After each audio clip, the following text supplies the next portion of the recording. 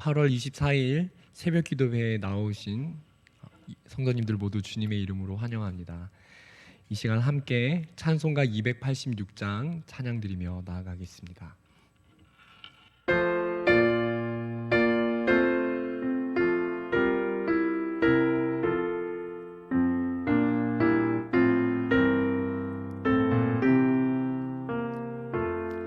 주 예수님 내 맘에 오사 날 붙들어 주시고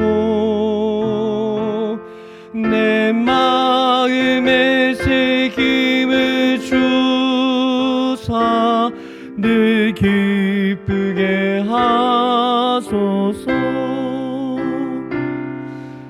사랑의 주 내 맘속에 찾아오사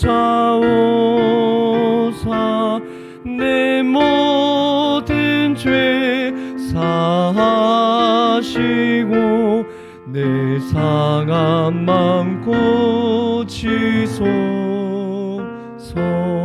주 예수님 내 맘에 오사 내 소원 다하시고 내 무거운 짐 맡아주사 참 평안을 주소서.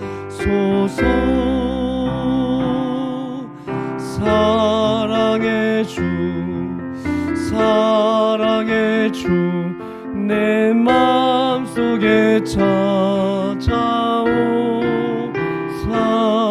내 모든 죄 사하시고 내 상한 맘 고치소서.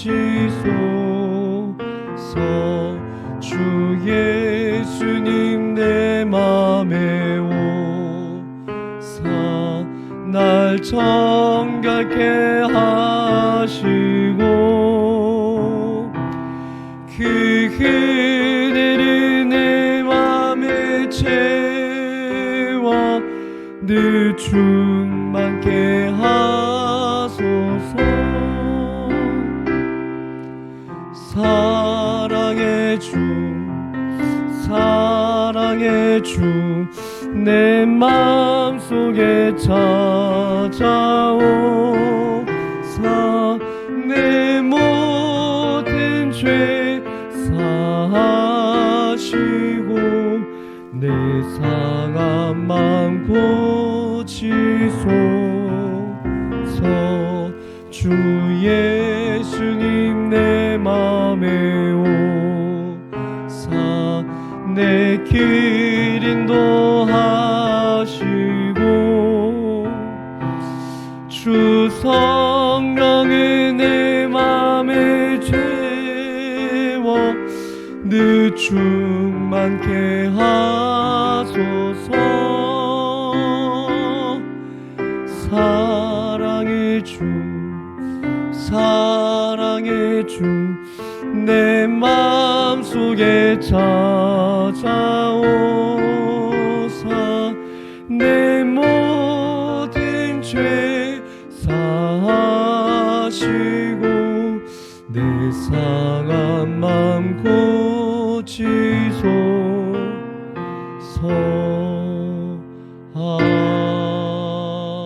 아멘. 기도하시겠습니다. 살아계신 주님, 이 새벽 시간에 우리를 일깨워 주시고 주님을 예배하는 이 자리로 우리를 인도하여 주심을 감사드립니다. 하나님, 상황적, 환경적 어려움 때문에 비록 우리가 한자리에 모여서 예배드리지는 못하지만 하나님, 우리가 각자의 처소에서 하나님, 우리가 주님을 사모하며 주님을 갈망하며 하나님 이렇게 주님을 예배합니다. 주님, 우리가 예배드리는 이 모습을 주님 기쁘게 연락하여 주시고 오늘 우리가 찬양하고 말씀을 듣는 이 온라인의 예배 시간 가운데 성령 하나님의 은혜로 충만하게 찾아와 주셔서 우리의 영혼이 참으로 하나님의 은혜를 누리고 만족함을 얻는 그런 시간이 되게 하여 주시옵소서. 주님, 이 시간 우리가 말씀 듣기를 원합니다. 우리 가운데 이 말씀을 듣는 가운데 깨닫는 은혜가 우리 심령에 임하게 하여 주셔서 우리가 주님의 말씀을 따라 살 수 있도록 역사하여 주시옵소서.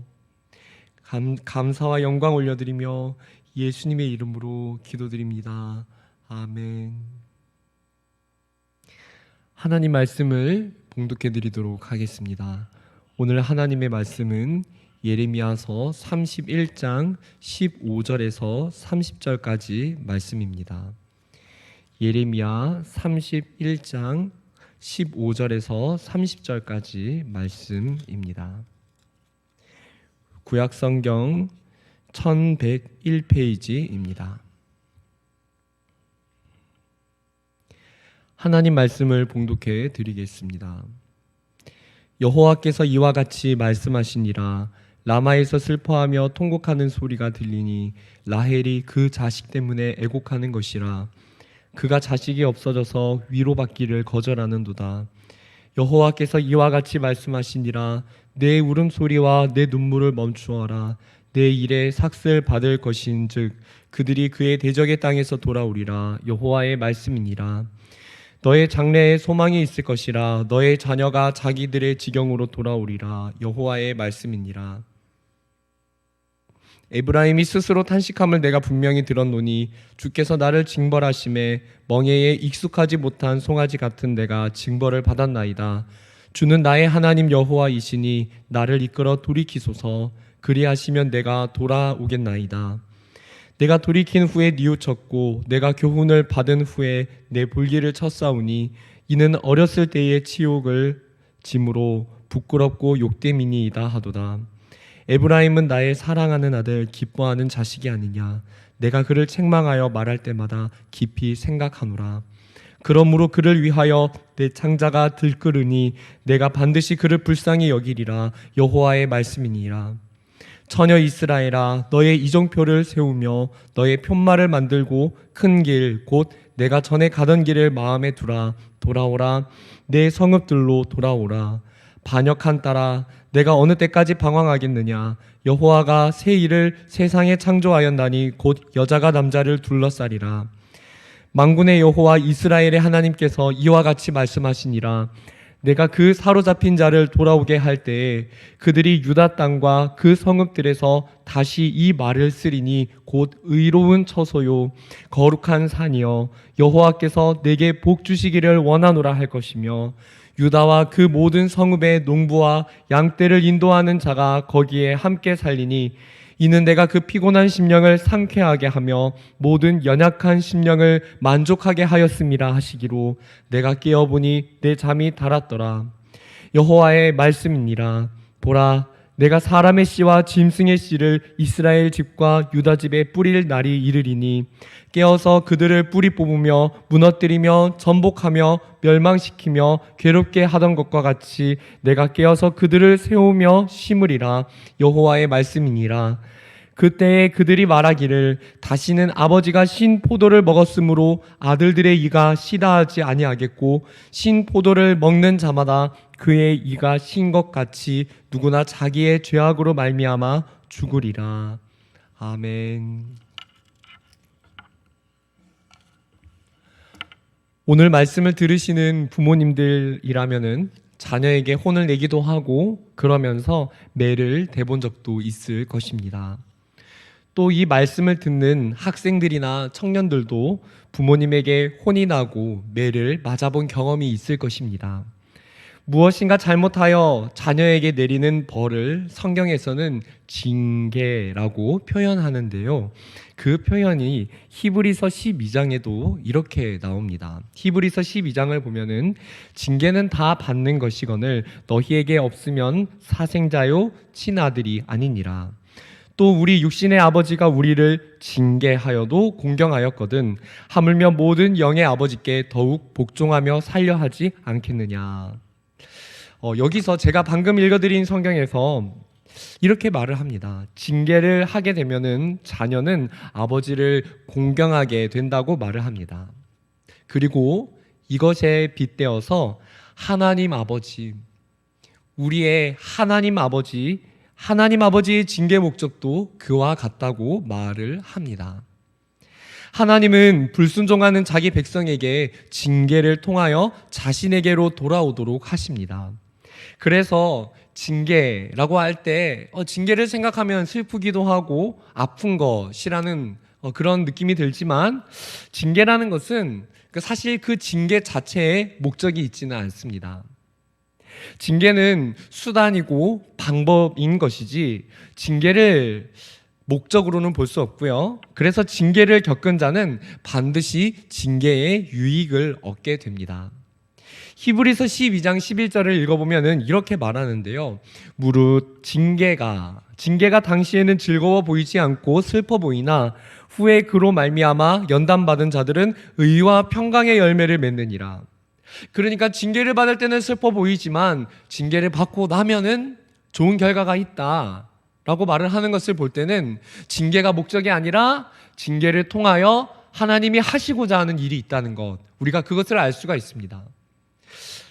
오늘 말씀에서도 이스라엘은 징계를 통해 평강의 열매를 향해 나아가고 있는 그런 모습의 말씀을 보여주고 있습니다. 함께 살펴보면서 징계가 주는 유익이 무엇인지, 그 징계의 결과가 무엇인지를 함께 구체적으로 살펴보도록 하겠습니다. 첫 번째입니다. 징계를 받게 되면 어떻게 될까요? 하나님이 우리를 징계하시면 첫 번째, 우리는 죄를 깨닫고요, 회개에 이르게 됩니다. 18절 말씀을 한번 보시기를 바랍니다. 18절에 이렇게 나와 있지요. 에브라임이 스스로 탄식함을 내가 분명히 들었노니 주께서 나를 징벌하심에 멍에에 익숙하지 못한 송아지 같은 내가 징벌을 받았나이다. 주는 나의 하나님 여호와이시니 나를 이끌어 돌이키소서. 그리하시면 내가 돌아오겠나이다. 18절을 보시면은 이스라엘은 바로 이 징계 때문에 징계를 통해서 스스로 탄식하였지요. 그리고 이어서 말을 합니다.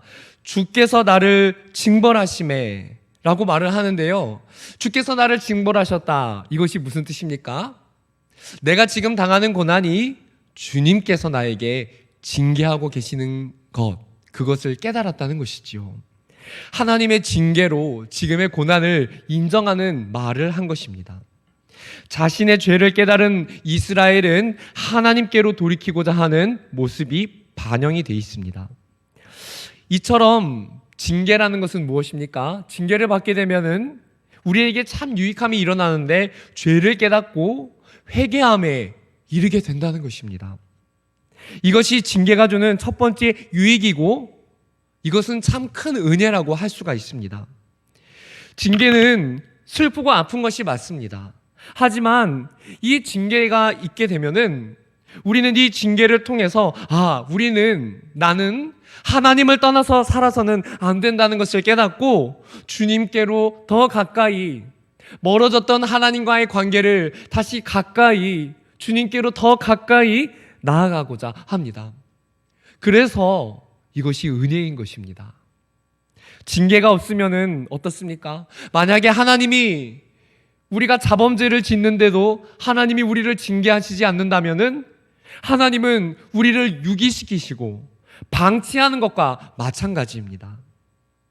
그러나 주님은 우리를 너무나 사랑하시기 때문에 우리를 돌이키시기 위해 채찍질을 하시며 징계라는 이 방편을 사용하시는 것입니다. 사랑하는 성도님들, 이 새벽 시간 가운데 개인적으로 혹여나 아니면은 공적으로 하나님의 징계라고 느껴지는 그런 사건들이 혹시 있으십니까? 최근에 한국 사회 안에서 한국 교회를 향한 비난이 많이 일어나고 있습니다. 교회가 점점 신뢰를 잃는 현상이 일어나고 있습니다. 우리는 사실 이 시점에서 누구를 향해서 비난할 수 있지만 비난하기 전에 우리 자신을 함께 살펴보아야 합니다. 이것이 한국 교회에 주시는 하나님의 징계가 아닌지, 그래서 다른 사람을 말하기 이전에 나에게 돌아볼 부분이 있지는 않은지 우리는 돌아볼 필요가 있을 것입니다. 사람들이 교회를 비난하는 이유는 이번만 잘못해서 그렇게만 보기는 힘들겠지요. 우리는 이때까지 축적되어 온 신뢰를 잃은 교회의 이미지가 있진 않았는지 우리는 돌이켜볼 필요가 있습니다. 그것이 쌓이고 쌓여서 큰 사건을 통해 터지게 된 것은 아닌가? 그리고 그런 사건들 속에서 나는 사회에서, 내가 속한 자리에서 그리스도인으로서 나는 어떠한 삶을 살았는지 우리는 겸허하게 돌아볼 필요가 있는 것이지요. 성도님들, 지금은 우리가 회개해야 되는 것이 아닌지 우리 자신을 겸허하게 돌아보고 우리 자신을 성찰하고 회개해야 할 때입니다. 우리 모두 마음을 찢고 애통하면서 남을 비난하기 이전에 나는 나의 생활과 삶 가운데서 정말 하나님의 마음에 합하게 살고 행동을 하였는가? 사람들 앞에 교회 다닌다고 하면서 내가 주님 뜻이 아니라, 소금과 빛이 아니라 윤리와 도덕을 어기고 살고 있지는 않았는지 우리 자신을 이 시간 함께 살펴보기를 원합니다. 그래서 남이 아닌 나 자신 먼저 주님 앞에 가까이 나아가는 그런 시간, 그런 시기가 되기를 바랍니다. 다음으로 두 번째입니다. 징계가 주는 두 번째 유익이 무엇일까요? 그것은 하나님의 사랑을 경험하게 된다는 것입니다. 20절 말씀을 함께 보시겠습니다. 20절에 이렇게 나옵니다. 에브라임은 나의 사랑하는 아들, 기뻐하는 자식이 아니냐. 내가 그를 책망하여 말할 때마다 깊이 생각하노라. 그러므로 그를 위하여 내 창자가 들끓으니 내가 반드시 그를 불쌍히 여기리라. 여호와의 말씀이니라. 아까 제가 그런 말씀을 드렸지요. 징계가 있을 때, 고난이 올 때 하나님은 그 징계 자체를 목적으로 삼지 않는다. 오늘 방금 읽은 이 20절 말씀을 보면은 징계 자체가 목적이 아님을 확실하게 알 수가 있습니다. 왜 그렇습니까? 하나님이 징계를 하시면서도 이런 표현을 사용하지 않습니까? 에브라임은 나의 사랑하는 아들이다. 징계를 당하는 하나님의 백성을 향해서 나의 사랑하는 아들, 기뻐하는 자식이 아니냐. 그리고 이어서 이렇게 말씀하십니다. 그를 책망하여 말할 때마다 깊이 생각하노라. 깊이 있게 생각하시고 그러므로 그를 위하여 내 창자가 들끓으니. 하나님은 자기의 백성을 징계하시는 가운데서도 그 백성들이 고난당하는 것을 보면서 내 창자가 들끓는다, 이렇게 표현을 하십니다. 왜 그렇습니까?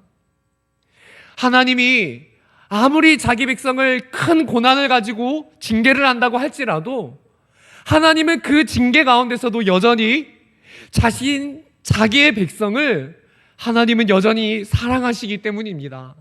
사랑하시기 때문에 징계하시는 것이지요. 아무리 큰 막대기로 우리를 징계하고 때리실지라도 하나님은요, 성도를 사랑하시고요, 하나님은 교회를 여전히 사랑하십니다. 왜 그렇습니까? 하나님은 자신의 피값을 주고 교회를 사셨기 때문에 때로는 성도라는 존재가, 교회라는 공동체가 아무리 망나니 같은 짓을 하고요, 망가진 모습을 하여도 징계 중에 있더라도 그래도 하나님은 성도와 교회를 사랑하십니다. 우리들을 향해 내 사랑하는 아들, 내 사랑하는 교회, 내 기뻐하는 성도라고 말씀하십니다. 하나님은 채찍을 들으셔도 그 와중에 우리를 향해 깊이 있게 생각하십니다. 아까 제가 그런 말씀을 드렸지요. 창자가 들끓는 듯한, 하나님께서 오늘 이 20절에서 창자가 들끓는다, 창자가 들끓는 듯하게 우리가 고통당할 때 그것을 함께 느끼시는 그런 분이신데요, 바로 이 사랑이 십자가에서 나타난 것입니다. 하나님은 우리의 죄에 따라 징계하시지만 우리를 너무나 사랑하시기 때문에 이 인류의 원죄 때문에, 이 인류가 가진 죄 때문에 앞으로 당할 형벌을 생각하실 때 그것이 우리 자녀를 너무, 하나님의 자녀를 너무 사랑하시기 때문에, 그래서 우리가 당할 형벌을 대신 받으시고 십자가에서 그 형벌을 당하시어서 죽어주신 것입니다. 그래서 로마서 5장 8절에 이런 말씀이 있지요. 우리가 아직 죄인 되었을 때에 그리스도께서 우리를 위하여 죽으심으로 우리에 대한 자기의 사랑을 확증하셨느니라. 우리는 이 땅을 살아가는 동안 한시적으로는 자범죄로 인한 징계를 받고, 징계를 통해 우리가 변화를 겪는 과정을 겪지만, 그러는 중에도 우리가 무엇을 바라봐야 됩니까? 우리가 징계를 받는 동안 무엇을 바라봐야 됩니까? 우리를 원죄에서, 그리고 우리가 앞으로 지을 모든 죄에서, 그 형벌에서, 우리의 육체적 죽음 이후에 당할 우리의 형벌에서 우리를 해방시키시고 그 모든 것을 용서하신 그리스도의 십자가 사랑을 우리는 바라보아야 하는 것입니다. 십자가의 사랑을 바라볼 때 이미 우리를 위해 죽어주신 용서의 사랑을 확신하고, 이 징계가 하나님의 사랑 때문에 일어나는 한시적인 징계라는 것을 우리는 알게 되는 것입니다. 그래서 우리는 징계 중에라도 십자가를 바라보면서 회개의 자리에 이르고, 비로소 그 십자가의 체험 때문에 하나님의 용서의 사랑이 얼마나 큰 것인지를 알게 되는 것입니다. 사랑하는 성도님들, 우리가 자범죄를 회개하고 돌이킬 수 있는 것은 십자가 안에서 근거합니다. 창자가 들끓는 듯한 그런 동일한 아픔과 사랑을 가지신, 그래서 십자가로 그것을 표현하신 예수 그리스도 안에서 우리는 회개하고 돌이킬 수 있는 것입니다. 우리가 그 십자가를 의지하고 자범죄를 회개한다면은 하나님은 사랑으로 징계가 끝나게 하시고 의와 평강의 열매를 맺게 하실 것입니다. 그 의와 평강의 열매의 궁극적 종점은 하나님과 멀어졌던 우리의 관계가 다시 친밀해지는 것입니다. 그리고 주님께서 인도하시는 성도로서의 사명을 감당하는 삶으로 다시 한번 살아가게 되는 것입니다. 사랑하는 성도님들, 영원한 징계는 없습니다. 징계는 목적이 아니기 때문입니다. 오늘 개인적 징계를 지나고 있다고 생각이 되신다면 징계 속에서 십자가 의지에서 회개함에 이르기를 원합니다. 그리고 주님의 사랑을 경험하게 되시기를 바랍니다. 그리고 한국 교회의 공동체적 위기를 바라보면서 남을 비방하기 이전에 나의 죄를 먼저 회개하고 나아가는 그런 시간이 되기를 원합니다. 함께 기도의 자리로 나아가시겠습니다. 주기도문 하시고 기도하시겠습니다. 하늘에 계신 우리 아버지여, 이름이 거룩히 여김을 받으시오며 나라가 임하시오며 뜻이 하늘에서 이루어진 것 같이 땅에서도 이루어지이다. 오늘 우리에게 일용할 양식을 주시옵고 우리가 우리에게 죄 지은 자를 사하여 준 것 같이 우리 죄를 사하여 주시옵고 우리를 시험에 들게 하지 마시옵고 다만 악에서 구하시옵소서. 나라와 권세와 영광이 아버지께 영원히 있사옵나이다. 아멘. 함께 기도의 자리로 나아가시겠습니다.